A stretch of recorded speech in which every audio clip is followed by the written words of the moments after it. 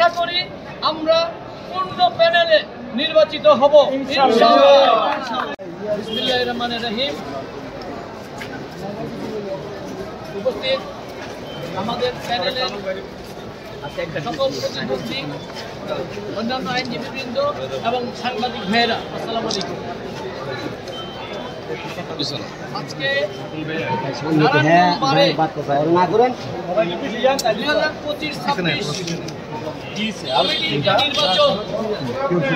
এই নির্বাচনে আজকে দীর্ঘদিন পর নারায়ণগঞ্জে একটা নির্বাচনমুখী হয়েছে এবং নির্বাচনী আমেজ তৈরি হয়েছে, একটা আনন্দ ঘন পরিবেশ তৈরি হয়েছে।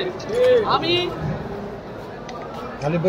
কথা বলতে চাই না, শুধু দুটো কথা বলবো যে আমরা যারা এখানে নির্বাচনমুখী, যারা আমরা বারবার আমরা নির্বাচন করে নির্বাচিত হয়ে আসছি এবং এখানে যারা আমরা নির্বাচনে ভয় পাই না, এই সকল প্রতিদ্বন্দ্বী আমরা সাধারণ আইনজীবী সকলের কাছে গিয়েছি, সকলের কাছে যাচ্ছি, আমরা সাড়া পাচ্ছি এবং আমরা যেভাবে সাড়া পাচ্ছি আমার অনুরোধ থাকবে, যারা আমাদের এখানে ভয় ভীতি দেখায়, যারা আমাদেরকে দমিয়ে রাখতে চায়, তাদের কাছে আমি অনুরোধ করব আপনারা আমাদেরকে ভয় দেখাবেন না এবং আমাদের প্রতিদ্বন্দ্বী যারা আমাদের ক্যান্ডিডেট তাদেরকে ভয় দেখায়, নানা রকম প্রলোভন দেখায় তাদেরকে সরাতে চেষ্টা করবেন না, তাহলে সেটা পরিবেশটা ভালো হবে না, নির্বাচনটা সুষ্ঠু হবে না।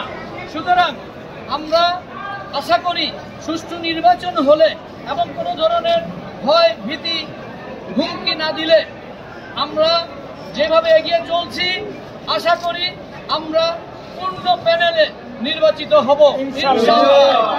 এটাই আমি আমরা সবার সহযোগিতা কামনা করে, সবার সমর্থন কামনা করে আমি আমার বক্তব্য শেষ করছি। ধন্যবাদ সবাই।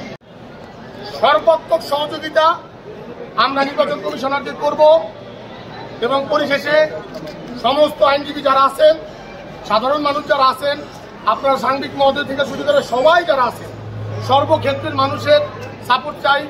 আমরা ন্যায়ের পথে আসি, আমরা সংগ্রামের পথে আসি।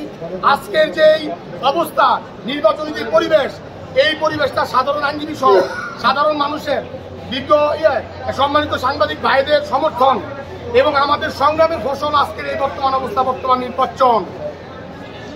সাধারণ আইনজীবীরা যদি সমর্থন না করতো আর আমরা যদি এইভাবে আমরা সৎ সাহস নিয়ে আমরা যদি আগায় না আসতাম তাহলে নির্বাচনী পরিবেশ আজকে এরকম হইতো না।